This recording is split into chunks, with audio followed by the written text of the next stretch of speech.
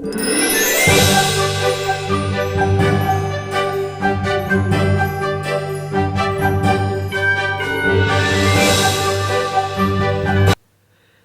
tout le monde, aujourd'hui jeudi 11 décembre, c'est l'anniversaire de ma cousine Julia. Je t'embrasse, je sais pas si tu regardes, mais je pense à toi.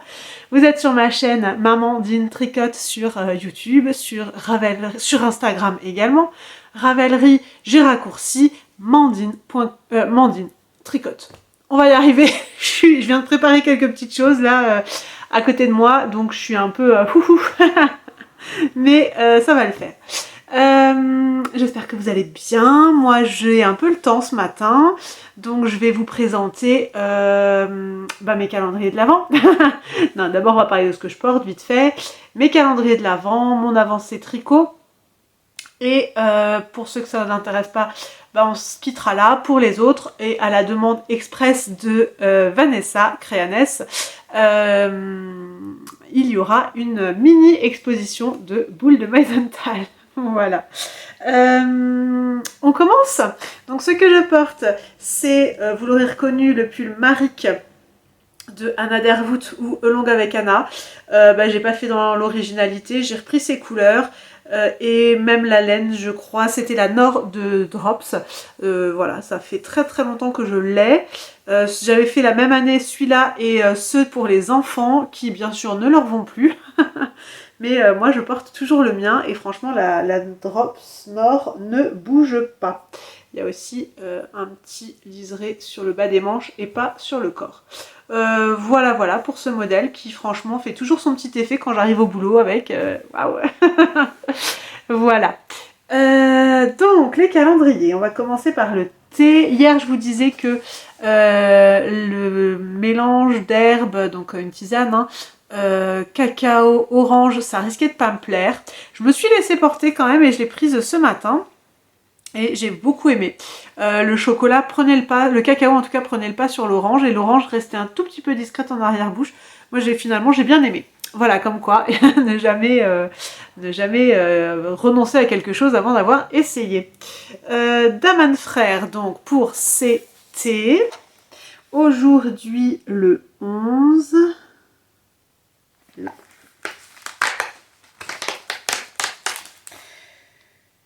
3 fruits noirs, un thé aromatisé, thé noir aromatisé. Qu'est-ce que ça peut être 3 fruits noirs? Ah bah j'ai pas de descriptif. Ce sera la surprise. Voilà, très très bien.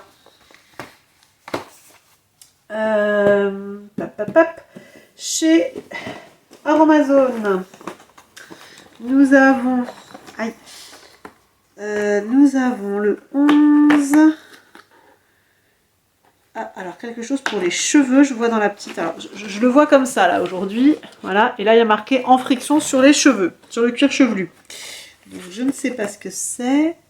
L'huile de romarin, fortifiante et tonifiante, stimule le cuir chevelu. Soin prêt à l'emploi et toujours 100% d'origine naturelle, vegan et bio. S'utilise en bain d'huile capillaire. Appliquer au niveau des racines en massant le cuir chevelu, étendre sur les longueurs des cheveux. Laissez poser 30 minutes avant de faire un shampoing. Ok, et pourquoi pas. Si c'est fortifiant et tonifiant, ça peut être sympa. Voilà. Et puis sur la petite fenêtre, on a en friction du cuir chevelu ou en bain d'huile, ce soin infusé de romarin laisse les cheveux fortifiés, brillants et nourris. Voilà ce que je peux vous dire pour le calendrier Aromazone du jour. Aujourd'hui, nous sommes un jour impair, nous avons donc 4 calendriers à ouvrir et nous n'attendons pas plus longtemps pour découvrir. Il y a un écheveau aujourd'hui chez Lily sur un fil.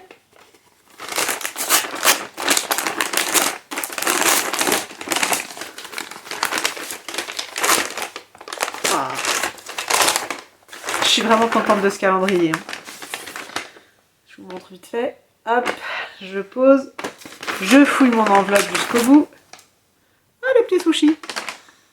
Déjà les petits sushis. En autocollant. Le coloris s'appelle Mon Fuji. Il est juste splendide. incroyablement beau. La carte d'inspiration correspond tout à fait au coloris, hein. Il n'y a aucune surprise, c'est magnifique. Alors, qu'est-ce qu'elle nous dit, Lily? Je ne vous cache pas ma bouche.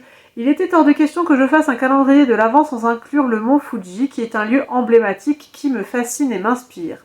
Le mont Fuji est le point culminant du Japon, avec ses 3776 mètres d'altitude. Situé à la jonction des plaques tectoniques pacifiques, eurasiennes et philippines, le mont Fuji est un stratovolcan toujours considéré comme actif. Et en termes de coloris, donc elle nous dit, sur la base d'un rose moyen, viennent se déposer des touches de rose vif, de mauve et de lilas. C'est l'un des coloris emblématiques qui me viennent spontanément à l'esprit quand je pense au Japon. J'espère qu'il vous plaira et vous fera voyager. Bah oui, bravo. C'est très joli, Lily. Je vais prendre les deux autres écheveaux pour vous montrer le fade. C'était comme ça. Voilà, donc on va vraiment du plus discret au plus coloré. Voilà, je trouve que le fade est vraiment super bien fait. C'est vraiment un vrai fade, un vrai fondu. Je suis absolument ravie. Donc ça, c'était le premier, le deuxième et donc celui d'aujourd'hui. Je suis absolument ravie de ce calendrier. Et chez notre amie Bulbe Bizarre, Pauline, le coloris s'appelle Chamallow. On est sur le jour 11. Chamallow. Alors là, du coup, je m'attends à quelque chose d'assez blanc, rosé, assez tendre en tout cas. Ok, c'est pas très tendre. C'est un peu plus flashy en vrai. Là, vous avez les couleurs un peu éteintes. C'est un joli rose avec des speckles de bleu. Mais vous avez vraiment pas la bonne couleur. Il y a des petits speckles un peu partout là. J'en suis... je trouve joli, mais je m'attendais pas à ça pour Chamallow. C'est pour ça que j'ai l'air un peu... voilà, je suis pas... c'est pas ce à quoi je m'attendais sur Chamallow. Mais pourquoi pas. Ouais, c'est joli. En tout cas, c'est joli et ça va bien avec le reste, du fondu. Enfin, non, pas du fondu, mais des mini. Je vous présente rapidement mon avancée sur le pull de ma fille. J'ai vraiment bien tricoté dessus hier. Il me reste plus que ça de mon premier écheveau. Et j'ai entamé une deuxième pelote de Kid Silk. Donc pour rappel, c'est le Olive Bean and Olive Grown Up de Andrea Mori. Voilà, et j'avais à peine fait quelques rangs sous les manches et regardez tout ce que j'ai fait hier. C'est quasiment, ouais, c'est une main quoi, hein. Là il y a mon bout de majeur. Voilà, donc ça avance son petit bonhomme de chemin. Il est toujours aussi beau, je le trouve vraiment magnifique. Il est vraiment très beau. Donc ça va avancer tranquillou bilou. Voilà, voilà. Pour celles et ceux que ça n'intéresse pas de voir les boules de Meisenthal que j'ai en ma possession, je vous dis à très vite. On se retrouve demain ou après-demain. Et pour ceux que ça intéresse, on va faire... ça reste pour moi dans le thème de l'Avent parce qu'on parle des boules de Noël. On parle d'artisanat parce que ce sont des boules qui sont soufflées à la bouche. Une par une, hein, donc il n'y a pas une production industrielle, c'est vraiment de l'artisanat. Et en plus dans ma région, donc comme je vous disais hier, à 1 heure de chez moi. Donc juste pour la petite histoire, j'ai fait des petites recherches, attention, hein, j'ai préparé ça aux petits oignons. Hein. La boule de Noël a été donc inventée, en tout cas d'après la légende, en 1858. En Moselle après une année de sécheresse. En fait, à l'époque, les sapins étaient décorés de pommes et de rondelles d'orange. Mais suite à cette sécheresse dont je vous parlais en Moselle en 1858, il y a eu très peu de fruits et donc il n'y avait pas assez pour décorer les sapins en tout cas. Et un maître verrier de Götzenbrück, donc un petit village à côté de Meisenthal, s'est dit qu'il allait souffler à la bouche, donc qu'il allait faire des boules en forme de pommes. Je vous montre tout de suite cette pomme qui date de la collection de 2009, qui fait partie, alors il y a deux collections, la collection authentique et la collection contemporaine. Donc vous allez voir, j'ai des boules de chaque collection. Mais voilà, donc ça c'est une pomme de la collection, vous l'aurez deviné, authentique. Et donc c'était l'idée vraiment de reproduire les pommes. Donc en fait, Meisenthal a commencé donc ses boules à partir de 1858-59 jusqu'en 1964. Et ensuite, voilà, ça s'est essoufflé, il n'y a plus eu de... La confection à Meisenthal s'est arrêtée. Et ça a repris un peu plus tard, en 1991, 92, je ne sais plus. Je ne l'ai pas noté, je pensais le retenir et je ne l'ai pas retenu. Donc voilà, ils ont repris après des modèles qui étaient déjà existants. Et vous voyez vraiment, c'est vraiment une très très belle pomme. Donc là, vous voyez un modèle sablé. J'ai des modèles sablés et des modèles normaux. Et donc, on est sur du verre. Oui, c'est ce qu'on appelle du cristal de verre, quoi. Voilà. Donc très très jolie cette pomme, donc qui date, je vous disais, de 2009. Comment je fais? Est-ce que je repasse dans le temps? Je vais vous montrer celle que j'ai parce qu'il y en a qui n'ont pas forcément de nom. Donc ça c'est aussi une boule toute simple. Donc celle-là elle n'est pas en verre. Vous voyez la différence, hein. Là on a du verre sablé, là on a du verre normal. Voilà, un coloris ambre. Alors il faut savoir aussi que le coloris rouge il coûte toujours un peu plus cher. Il coûte en général 2 € plus cher. Parce que le colorant est plus onéreux également. Voilà. Et vous voyez bien que la boule a une couleur, mais que la tache en a une autre. Parce qu'elle est faite ensuite, donc ils prennent le vert, ils insufflent la couleur dedans, et après seulement ils rajoutent une deuxième partie de verre, d'une autre couleur, enfin du coup incolore.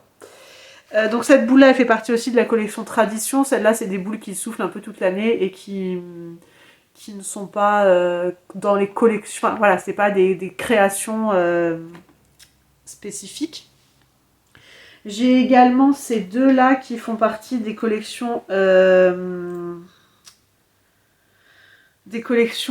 authentiques, enfin comment dire, oui je crois que c'est ça, authentique, traditionnelle, je sais plus. Donc il y a la pomme de pin qui a été soufflée en 1999. Et donc là, on est sur du verre, mais chromé. Et donc on n'a pas une attache en verre, on a une attache en métal. Donc ça, c'est assez spécial. Je l'ai vu dans la boutique parce que comme j'y habite et qu'il y a le musée avec où on peut aussi voir un atelier de soufflage de verre et tout ça, j'y vais de temps en temps quand ils font des animations pour les enfants et tout. Donc j'ai la boutique maintenant qui est ouverte toute l'année. Et ils soufflent en fonction de ce qu'il y a comme arrivage, de ce qu'ils ont soufflé. On retrouve des boules et celle-là, je l'ai trouvée vraiment très sympa, donc j'ai pas hésité. Il y a aussi celle-ci, glaçon. Donc celle-là, j'en ai même deux. J'en ai sorti qu'une parce que j'ai pris 2 fois le même. Ça, c'est glaçon, c'est la collection 2010. Ça a été soufflé ou ressoufflé en 2010. Et ça a vraiment l'impression d'une stalactite. C'est vraiment très sympa. Donc là, c'est le coloris incolore, mais en sablé. Du coup, j'ai 2 boules incolores normales. Vous verrez la différence. D'ailleurs, je vais vous montrer tout de suite Cumulus, qui est une des plus anciennes, qui est de la même année que Glaçon en fait, c'est une 2010 aussi, et là on est dans la collection contemporaine. Donc vous voyez, sablé, non sablé. Et bon Cumulus, vous aurez compris, hein, c'est ce petit nuage. Ma soeur d'ailleurs l'a pris en sablé, et je regrette un peu de ne pas l'avoir pris en sablé, parce que là pour le coup ça fait vraiment vraiment nuage. Mais elle est très très sympa. Très sympa. Voilà. Le Cumulus. Ouais, je me suis fait un petit papier avec les noms et les années. Donc, je disais Cumulus en 2010. Après, j'ai la Silex de 2015. Alors ça, toutes celles que je vous ai montrées, c'est des boules d'années précédentes, d'anciennes années, que j'ai eues au fur et à mesure de mes passages, que j'ai pas acheté au moment de leur sortie. Silex, c'est pareil. C'est vraiment l'idée de faire une pierre en verre, la dureté du silex avec la délicatesse du verre. Moi je l'ai pris en fumé, alors là on est sur un coloris fumé, pas sablé hein, mais fumé. Voilà. C'est quand même des boules qui sont conséquentes, hein. Elles font presque la taille de ma main, vous voyez, c'est... Voilà. Donc ça, c'était pas encore celle que j'ai achetée au fur et à mesure. La première que j'ai achetée, la vraie première que j'ai achetée pour la collection de Noël, c'est Artie en 2018.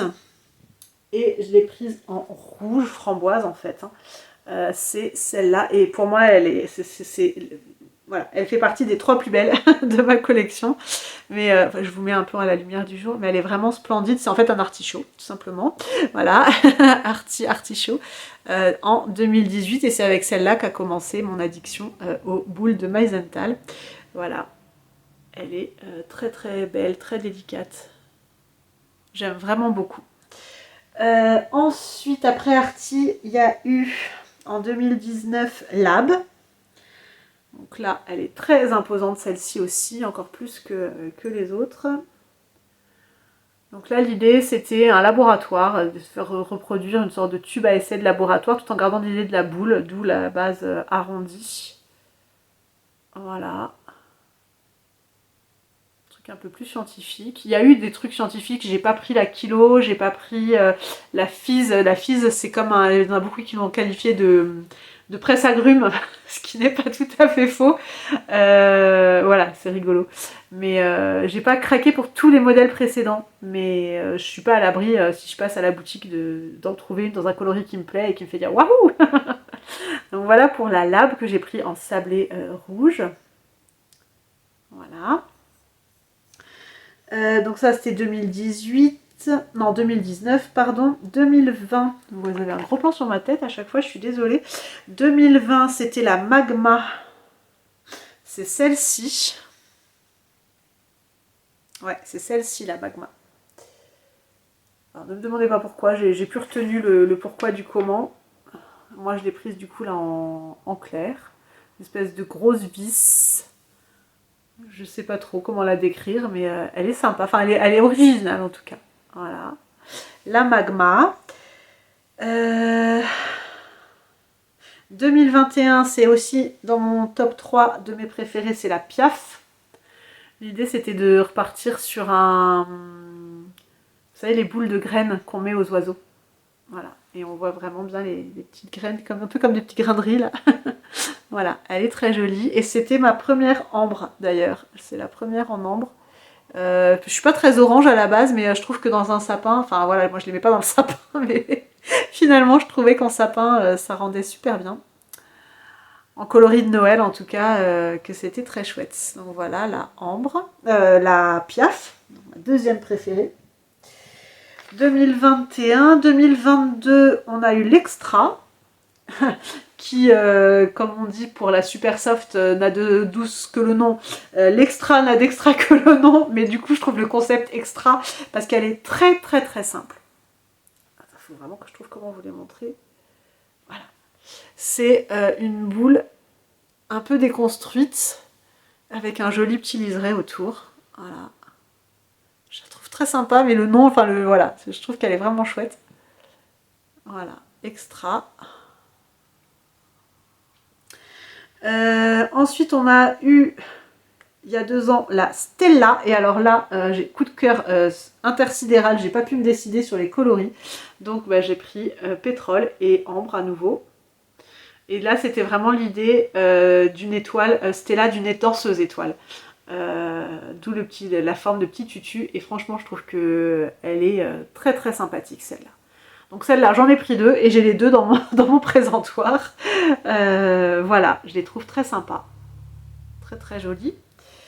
Et celle de l'année dernière, dont je vous disais que j'avais pu aller à la soirée d'inauguration, enfin de révélation, en fait, c'est la Cactus. Et là, l'idée, donc elle était vraiment sympa. L'idée, c'était de dire qu'avec le réchauffement, d'alerter sur le réchauffement climatique, dans le sens où, avec le réchauffement climatique, on risquait bientôt de devoir mettre des boules sur des cactus plutôt que sur des sapins de Noël. Voilà. Et donc, ils ont fait une boule cactus. Et moi, je l'ai prise en pétrole à nouveau. Je la trouve très sympa. Très jolie comme ça. Elle me plaît bien. Voilà. Très chouette. Donc voilà un petit peu ce que je pouvais vous montrer, vous dire, vous expliquer sur les boules de Meisenthal. Alors je vais vous montrer encore ma deuxième boule de l'erreur. Est-ce que vous allez la voir? C'est celle-ci.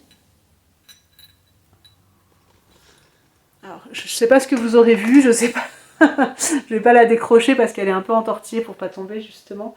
Mais c'est donc sur une base ronde et Ambre, un Père Noël, du coup sablé, un visage de Père Noël avec sa grande barbe sablée. Voilà. Et je la trouve très très sympa. Très très chouette. Donc voilà un petit peu mes boules, mes décorations emblématiques du sapin de Noël, selon moi. En tout cas, comme je vous disais, moi mes boules de Noël, je les garde à l'année, mes boules de Meisenthal. Elles sont sur ma table basse dans la petite verrière, comme je vous ai montré hier. Et j'en suis vraiment très contente, je trouve que ça fait vraiment un chouette effet. Et là ma collègue, enfin j'ai une collègue qui est tout aussi dingote des boules que moi, et elle m'a à plusieurs reprises demandé comment je les présentais, comment je les gardais, parce qu'il faut pas se leurrer, mais enfin voilà, si on les met, au départ je les avais dans un pot, vous savez, un présentoir à gâteau, un plat de forme plate à gâteau un peu surélevé, et ça prenait une poussière pas possible, enfin voilà, surtout les sablés où ça accroche quoi, hein, elles sont un peu rugueuses, donc c'était pas évident à conserver. Mais du coup j'ai trouvé cette, enfin c'est ma soeur en fait qui a trouvé l'idée de cette verrière là, de cette petite serre, et on en parlait avec ma collègue, et il me semble qu'elle a acheté également une verrière, et j'ai moi-même aussi acheté des petits supports comme dans les musées pour faire des présentations à tailles différentes, voilà. Et j'ai rajouté aussi une guirlande de LED que j'allume rarement, mais de temps en temps comme ça fait l'ambiance, ça montre encore en transparence la beauté de ces coloris et de ces formes. Voilà, donc grosse digression aujourd'hui, on a plus parlé boule de Meisenthal que tricot. Je vais commencer, je pense, les petites chaussettes pour Victor, les chaussettes avec les bonshommes de neige que je vous avais montré il y a quelques temps. Parce que j'en ai un peu marre du jersey en rond là sur le pull, mais j'ai pas envie de commencer un autre pull encore. J'ai pas envie d'avoir 4 pulls avec le yoke fait et rien d'autre.